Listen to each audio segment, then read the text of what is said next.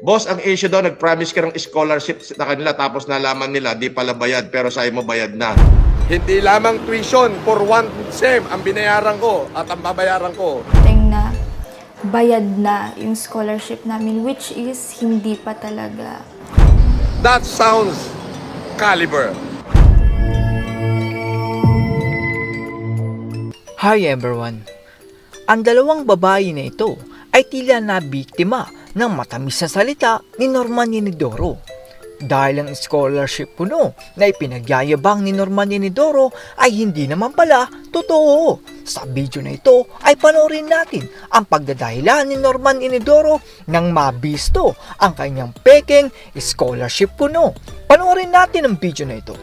Nagsimula ang panluloko ni Norman Yenidoro sa video na ito kung saan ay pipili daw si Norman Yenidoro ng estudyante para maging scholar. Abangan nyo po ako ha, lahat po ng estudyante ng koleyo, iikutin ko po lahat ng university.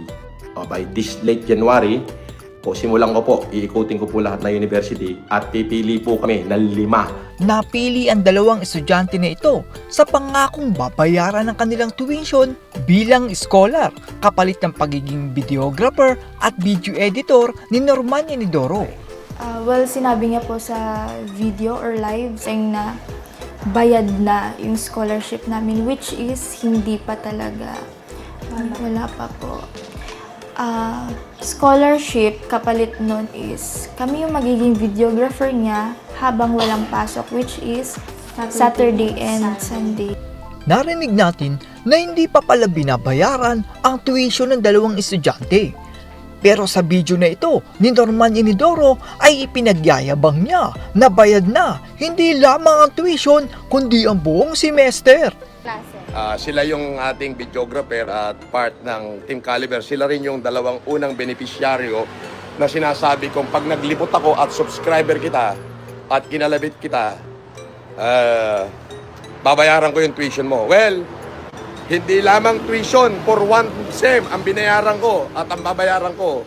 May condition ako ngayon. Sabi ko, pag wala kayong pasok, pwede ba kayong videographer? Pumayag ang mga magulang.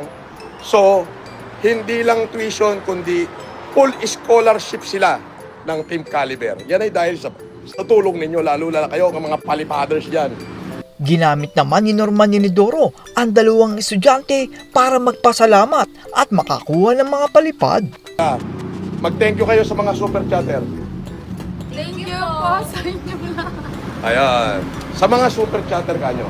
Thank you po sa mga super chatter. Ayan. Ito na yung isa sa patunay na sila ang beneficiaryo ninyo. Kung kulang yung palipad nyo, sa akin naman gagaling yung iba. That sounds caliber. The level of the quality of someone's character and the level of their ability. Diba? So that is the caliber. Ang masama pa nito ay inutusan ni Norman Yenidoro ang dalawang estudyante para mag-file ng kaso laban kay Boss MG. Estenso Gem at doon sa dalawang estudyante natin na si Jaja na nag-complain na kaninang umaga sa kanilang mga probinsya. Kinumplain ho nila si Makagago. Jason Warnacolahewa alias Makagago alias FG Group. Yan. Kompleto na ho yan. So, kinumplain ho nila ng harassment at cyberbullying. Yung pag-post sa dalawang mukha nila. Yun. Pero ayon sa mga estudyante ay pinilit silang pupuntahin sa police station para mag-complain. Nasa Isabela na po kami. Pinipilit niya po kami na pumunta kaagad sa station. Yun nga po, mag-complain cyber libel kasi pinost nga daw po ni Fujin Na aka Mark Jason. Pero buti na lang at nagtaka ang mga estudyante dahil galing ang video mismo kay Norman Yenidoro, kaya paano magkakaroon ng complaint? Kung i-analyze mo na yung picture na nakuhang yun galing sa video niya. What's the reason? Parang magiging tanga naman po kaming dalawa kung Opo. magkakaso kami. Sa kanya naman Sa- po galing sa yung video niya. video. Dahil sa pambabatikos ng buong Pilipinas sa dalawang estudyante na ito kung saan ay sumama sila kay Norman Yenidoro, ay namili sila kung reputasyon o pera ang kanilang pipiliin at napagdesisyonan nila na reputasyon ang piliin nila At doon ay umalis na sila kay Norman Inidoro. It's Matter.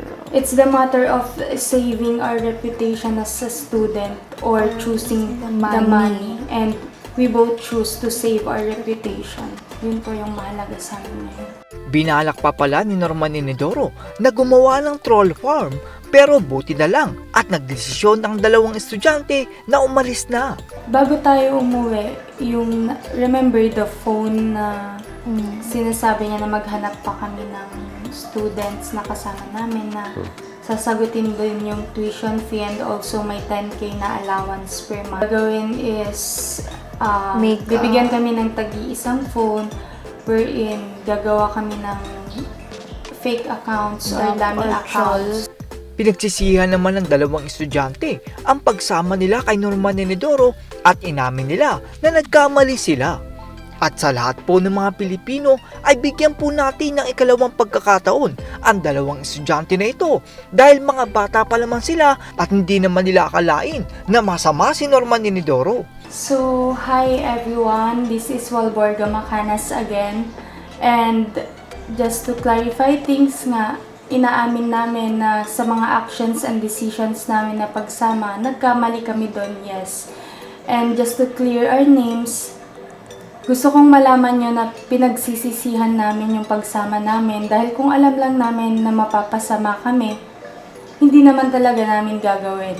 And ngayon nga, na alam na namin yung mga situations about FLM, at least now aware na kami and everything na nangyari is naging lesson sa amin. Sa huli ay sinabi ng dalawa na sa lahat ng mga Pilipino na magsagawa muna ng background check bago magtiwala sa isang tao. Lesson din ito sa inyo, especially sa mga students, na kung ano man yung nagawa namin is hindi namin gustong ma-experience ng kahit sino man kasi walang sino man ang kakayanin na mailagay sa ganitong situation, especially pag alam mong wala ka namang maling ginagawa and also pag nadamay ka lang.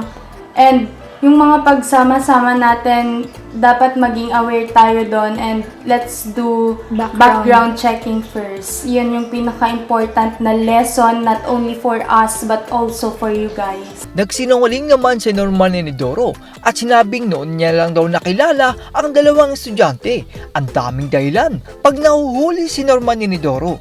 Boss, ang issue daw, nag-promise ka ng scholarship sa kanila tapos nalaman nila, di pala bayad pero sa'yo mo bayad na. Di ba yung panloloko? Nag-promise ng scholarship, kakikilala ko lang doon sa dalawa. Oh, paano ko babayaran? Babayaran ko yun kapag lumaon. Pagbaba nga nila, isang ikot lang, binigyan ko sila ng tig 5,000 plus extra 5,000 para sa kanila. 15,000 yung binigay ko sa kanila. Nag-video-video lang sila. Promise, kinabukasan nga, paghatid ko sa kanila, hindi na nila ako kinausap. Dahil tinatakot na ni Pugenius. Ipinopost na ni Pugenius yung mga pagmumukha nila. Oh, yun ang issue. Paano mo babayaran nung araw lang na yun namin nakilala? Oh, supporter ko mga magulang nila at kausap ko pa yung nanay nila. Totoo naman. Oh, paano babayaran yung scholarship? Ang usapan, sige, ako magbe-videographer kapag wala kayong pasok, ako na magbabayad ng scholarship nyo. Kaso nung paghahatid ko pa lang sa kanila, may wheelchair pa nga yung lolo niya na hindi na nakuha dahil natakot nga kay Pugenius. Di ba? Kayo naman? At yan po ang kalokohan ni Norman Inidoro kung saan ay nangangako siya pero hindi naman niya tinutupad. Sa lahat po ng mga Pilipino na umabot sa parte ng video na ito, nawa ay bigyan po natin ng ikalawang pagkakataon ang dalawang estudyante. Nabiktima lamang po sila ni Norman Inidoro na kunwari bibigyan ng full scholarship ang estudyante pero hindi naman pala. Dahil sa pagiging bata ng estudyante ay nagtiwala sila kay Norman Inidoro na tutulungan silang makatapos. Huli na mapagtanto nila na ang intensyon pala ni Norman Inidoro ay gamitin ang kanilang kabataan upang ipagyabang sa mga Pilipino. Nakikiusap po ako sa lahat ng mga Pilipino na tigilan na po natin ang pambabash sa dalawang estudyante. Dahil ang totoong kalaban natin ay ang kasinungalingan ni Norman Inidoro at ang pagpapanggap niya na isa siyang pandemic hero. That's all everyone. Salamat sa inyong panonood. This is Chuck and you're watching Biker Drone.